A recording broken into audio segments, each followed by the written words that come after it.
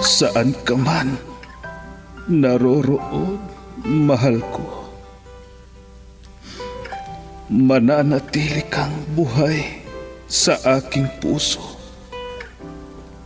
Ramdam kita sa bawat sandali. Dahil buhay na buhay ka sa himig ng pag-ibig. Himig ng pag-ibig. I need your love, you brighten up my day. Isang himig na maging gabay sa mga taong wagas na nagmamahalan. Duyan ng malabahagharing pag-ibig na hihili sa puso at pakiramdam. Himig ng pag-ibig. Isang dula na kung saan iikot ang iba't ibang kwento na inyong mapapakinggan mula Lunes hanggang Sabado. Sa pluma at direksyon ni Luvimin Aquino.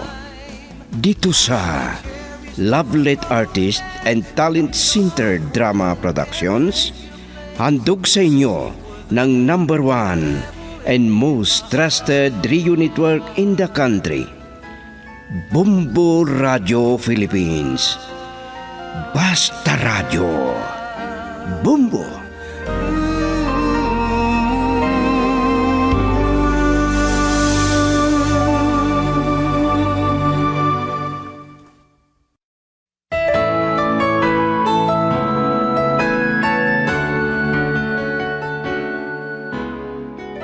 Ang nakaraan, nakahinga ng maluwag si Olivia dahil hindi grabe ang nangyari sa ama niya.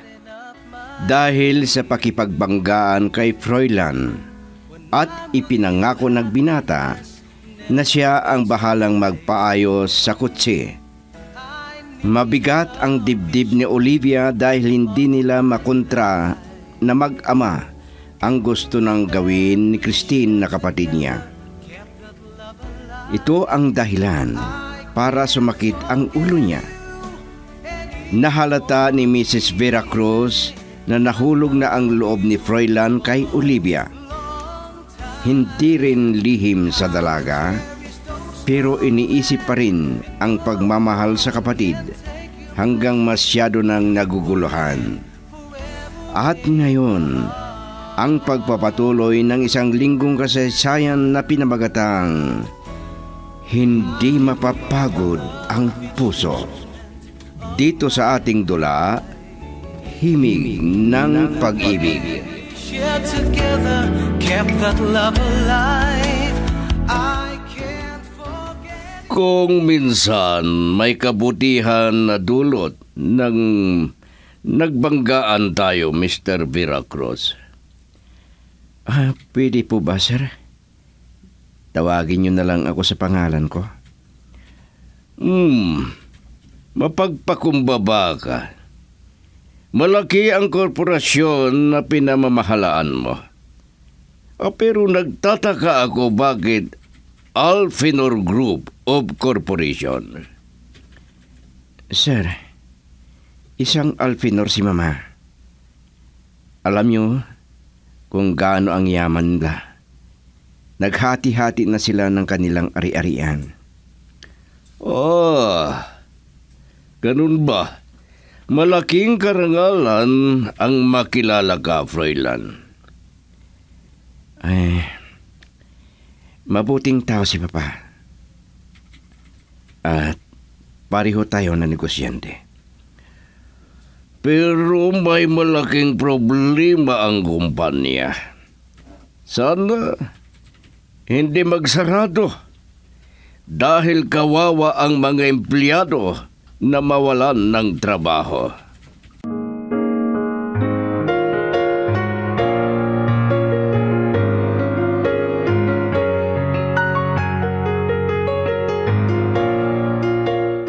Ano ba yan, ate? Nakakurot noo ka. Nakikita ng mga linya dyan sa noo mo. Hindi ka pa lumampas sa kalendaryo. Ang tanda-tanda mo na. Ay, Masakit ang ulo ko, Christine, dahil sa pag-iisip ko. At meron akong sasabihin sa'yo. Huwag mong sabihin, sermonan mo na naman ako niyan. Matanda na ang papa. Kung pwede sana, dalawa tayong magtulungan para mamahala sa ating kumpanya. Ay, hindi ko linya ang magnegosyo, Ate Olivia. Kaya ikaw na lang bahala dyan. Huwag mo akong idamay. Kung talagang isa sa ulo mo ang trabaho, matututo ka rin. Matututo ka na magpahalaga sa kumpanya. Ay, kung wala ka lang ibang sasabihin, sige, papasok na ako sa kwarto. Pasensya na, ate. Ay, ang hirap pagsabihan itong Christine na ito. Puro lakwat siya ang nasa isip. Paano na lang ang buhay niya?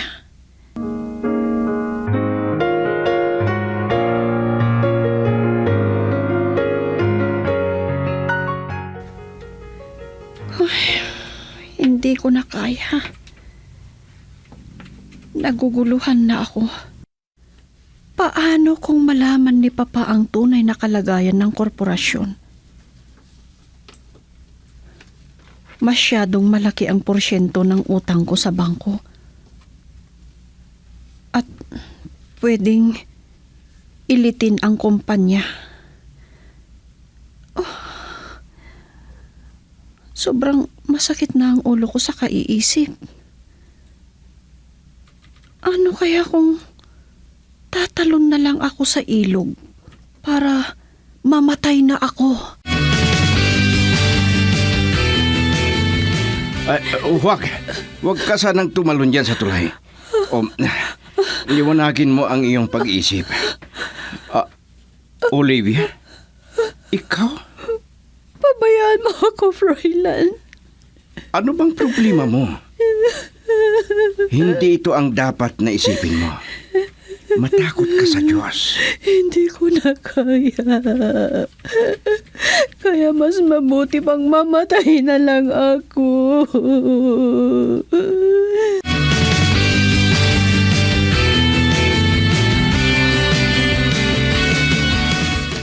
Dilim na ang paligid. Pero wala pa si Olivia. May ginagawa pa ba siya sa opisina? O kaya, alam ko naman, malaking problema ang kumpanya. Pero hindi niya gustong sabihin sa akin. Alam ko ang ugali ng panganay kong anak. Kung may problema, gusto niya siya lang ang luludas. Pero si Christine, parang walang pakialam. Barkada lang ang importante sa kanya. Si Christine itong tumatawag. Bakit kaya? Christine! Papa, kanina pa ako tumatawag kay ate. Pero hindi ako sinasagot. Bakit kaya? Wala pang kapatid mo. Baka may ginagawa pa siya. Nandito lang ako sa bahay ng isang kaibigan ko. Kung hindi ako uuwi, isipin niyo na lang na nandito lang ako, ha? Bye-bye. Ay, nako. Ay, kabaligtad ang ugali ni Christine sa kapatid niya. At hindi ko makontra. Hindi ko alam kung ano talaga ang gusto niya. Girl, I need you. I need your love.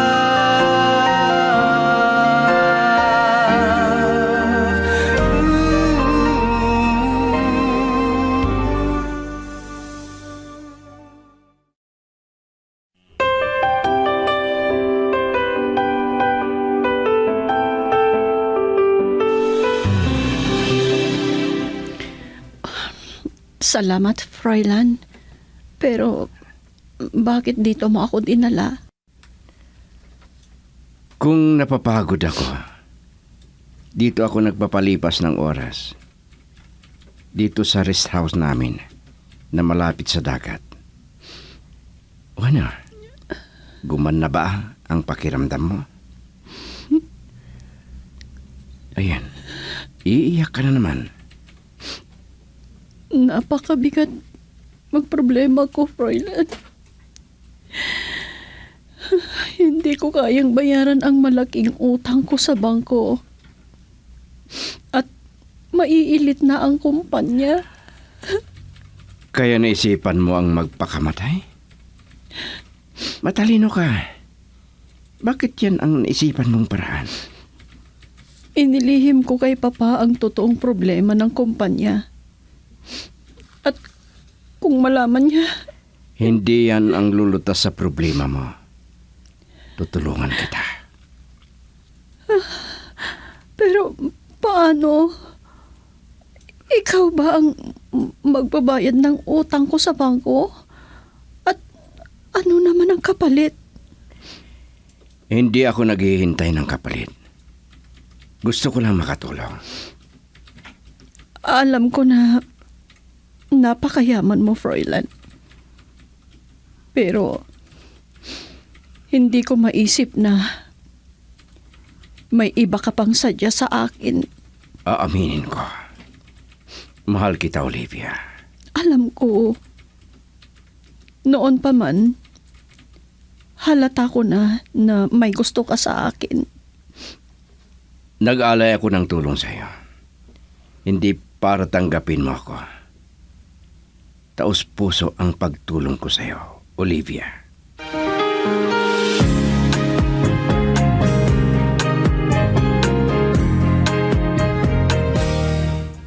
Bakit pa kayo pumunta dito sa kwarto ko, Papa? Sana natulog na kayo dahil gabi na po. Kaninang dumating ka, napansin ko na gusto mo akong iwasan. Kaya naramdaman ko na may malaking problema ang kumpanya. Patawarin ninyo ako, Papa. Naglihim ako sa inyo. Ayaw ko kasing maguguluhan pa kayo. Talaga bang grabe ay ang problema ng kumpanya? Wala nang pag-asang umangat pa. Hindi ko kayang bayaran ang malaking utang sa bangko, Papa. Dahil diyan ay mailit ang kumpanya.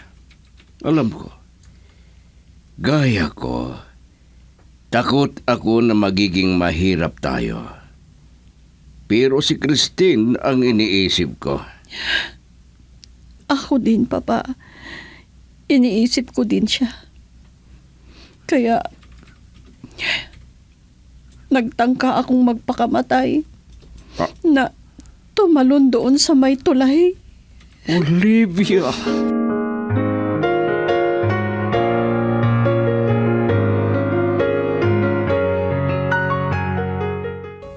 Ito ang cheque na pambayad mo sa bangko para hindi ilitin ang kumpanya.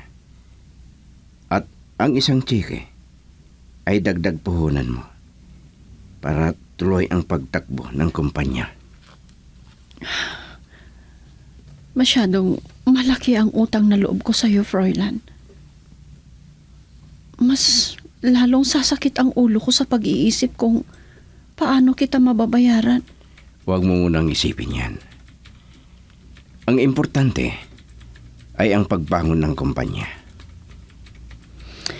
Hindi ko maiwasan na isipin yan. Ganito na lang. Isipin mo na isa akong investor sa kumpanya. Oh, di lumabas din na ang talagang hangarin mo ay gusto mong agawin ang kumpanya. Hindi. Pakiusap. Huwag mo sanang isipin yan. Ganyan na lang. At kung nagkamali ako sa pamamahala ko, ikaw na lang ang bahala sa kumpanya. Kunin mo na lang. Para hindi na maulit ang nangyari, handa ako na tutulong para umasinso ang kumpanya ninyo. Dalawa na lang tayong mamahala sa kumpanya. Ganon ba ang gusto mo? O sige, wala naman akong pagpipilian kundi papayag. Busy ako sa korporasyon. Pero pwede akong mamasyal sa opisina. Maraming salamat, Froilan. Pasensya ka na ha, kung naging magulo ang utak ko. Kung ano na lang ang iniisip ko. Pero sana hindi ako nagkamali.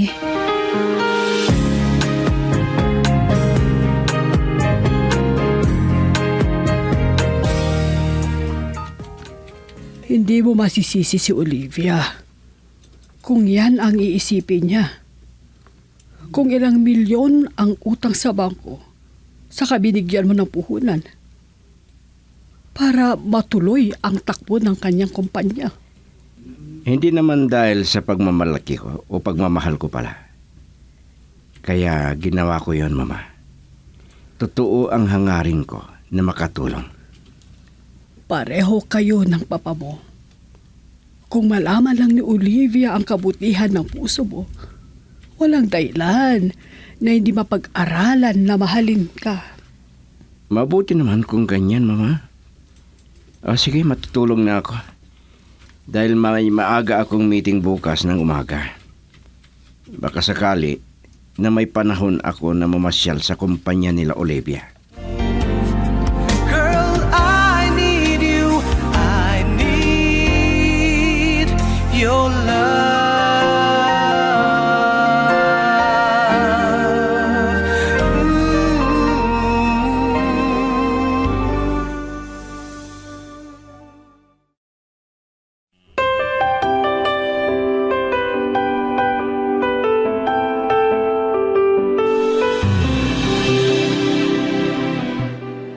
May alam pala ang ibang empleyado sa problema ng kumpanya. At may plano sila na lumipat sa ibang kumpanya. May ilang bakante pa na posisyon ng korporasyon. At si Froilan ang mamamahala, Papa. Pero siya ang nagkumbinsi sa kanila para hindi iwanan ang kumpanya natin. Napakabuti ng puso ni Froilan. Paano tayo makakabayad sa kanya? Bakit ganyan kayo makatingin sa akin, Papa? Matalino ka. Kaya alam mo kung ano ang ibig kong ipahiwatig, Iha.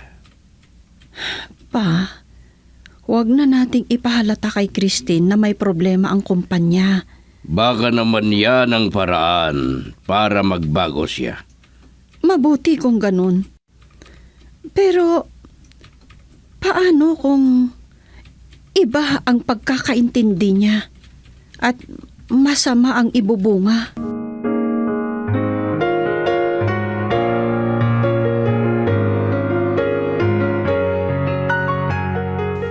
May importante na inasikaso si Olivia. Kaya ako ang nadatnan mo dito sa opisina, Froilan. Nangako ako kay Olivia. Tulungan ko siyang mamahala sa kumpanya niyo, Mr. Sacramento. Formal masyado ang tawag mo sa akin. Sir Lauro? Pwede na tawagin mo akong Tito Lauro. At hindi ko alam kung paano kami makabayad sa iyo, Froilan. Gaya ng sinabi ko kay Olivia, huwag mo na niyang isipin yan. Maalala ko pala. Alam kaya ni Mrs. Vera Cruz ito? Mayaman na pamilya ang Mag-Alphenor. Alam po nila, sir. Kung ganon, gusto kong magpasalamat sa kanya, Froilan.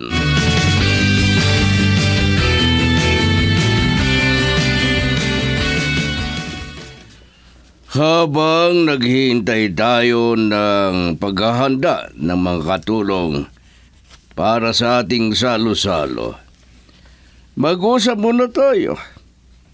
Ikinararangal ko na maging bisitang isang sikat na negosyante.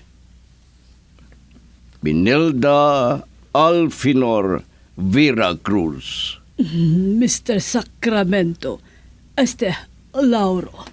Oh, May bisita pala tayo? Magandang araw sa iyo, Iha. Oh, dalaga mo ba siya, Lauro? ay oo, si Christine. Siya ang bunso. At mahal ni Olivia na kapatid niya. Kanina pa ako hinihintay ng mga barkada ko, Papa. Excuse me, Madam. Lauro. Maganda ang bunsong anak mo. Iba ang ganda ni Christine dahil moderna ang kanyang pananamit.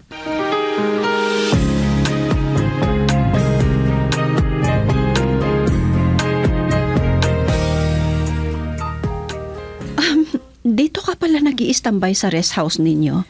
Ngayon ko lang nakita ang kagandahan ng kapaligiran. Gabi kasi nung pinasyal kita dito. Salamat at pinagbigyan mo ang hiling ko sa'yo. Paano kaya kita matatanggihan? Talaga bang hindi pa nawala sa isip mo yan? Ang ibig kong sabihin, Froilan, mapagkakatiwalaan ka. At karangalan ko ang kasama na mamasyal dito sa pinakamayaman na negosyante. Alam mo, nasa akin lahat ang karangyaan. Pero isa lang ang kulang sa akin. Ang babae na magmamahal sa akin. Bakit kasi? Ano ang ginagawa mo? Mayaman ka, mabait, gwapo. Oh, di ba? Ikaw ang tinitibok ng puso ko. At ikaw lang ang minahal kong tunay. Alam mo, Froilan, dahil sa ibinigay mong panahon sa akin, kahit alam ko na busy ka sa negosyo ninyo, napatunayan ko ang tapat mong pagmamahal sa akin. Ang ibig sabihin yan, tatanggapin mo na ang pag-ibig ko, Olivia. Oo, tatanggapin ko na. Ikaw lang ang nakaramdaman ko ng pagmamahal. Oh, maraming salamat. Ipangako ko, hindi ka magsisisi. Pero, meron sana akong hihilingin sa'yo, Froilan. Huwag mo na nating ipagsabi sa mga tao ang relasyon natin. Sige. Pero ano naman ang dahilan? Bakit ilihim pa natin ang ating relasyon? Sige, pagbigyan kita sa hiling mo. Pero paano? Kung hilingin ko na magpakasal na tayo? Maaga pa. Tsaka na lang natin pag-usapan ang mga bagay na yan, Froilan. Huwag ka sanang masasaktan sa sasabihin ko sa'yo, ha? Pero, hindi pa talaga ako handa sa bagay na yan. Naintindihan kita. Hindi naman ako nagmamadali. Maraming salamat. Maraming salamat at naiintindihan mo ako.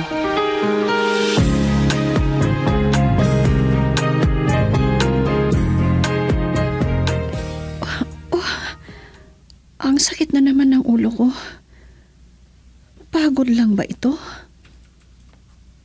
Pero, kakaiba ang nararamdaman kong sakit.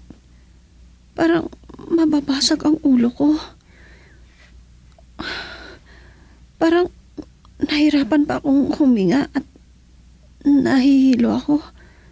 At mahapdi ang mga mata ko. Kung ipilit ko na buksan ng... Olivia, hindi ka pa ba? Si Papa. Opo, Papa. Pero nakahiga na ako. May importante ba kayong sasabihin sa akin? Wala pa yung kapatid mo. Pero hindi bale.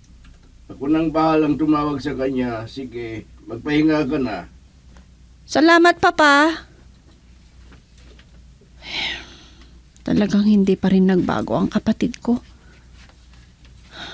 Kausapin ko nga mamaya. Talagang kumikirot ang ulo ko. Pilitin ko na lang na matulog. Punta na lang ako sa doktor mamaya para magpa-check up. Dahil nararamdaman ko na mahina talaga ang katawan ko. At laging sumasakit ang ulo ko. Girl, I need you. I need your love.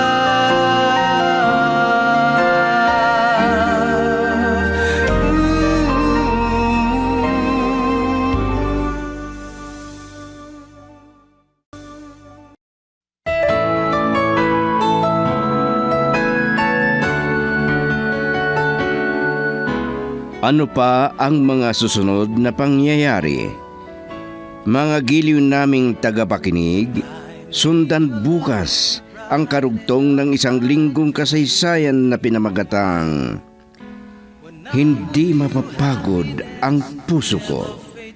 Dito sa ating dula, Himig ng Pag-ibig.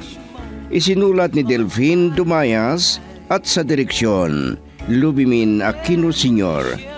Produksyon Supervision, Leti Astudillo Aquino. Inihahandog sa inyo ng number 1 and most trusted radio network in the country, Bumbo Radio Philippines. Basta Radio. Bumbo. Romance, and no one can take your place. Deep within, forever in my heart.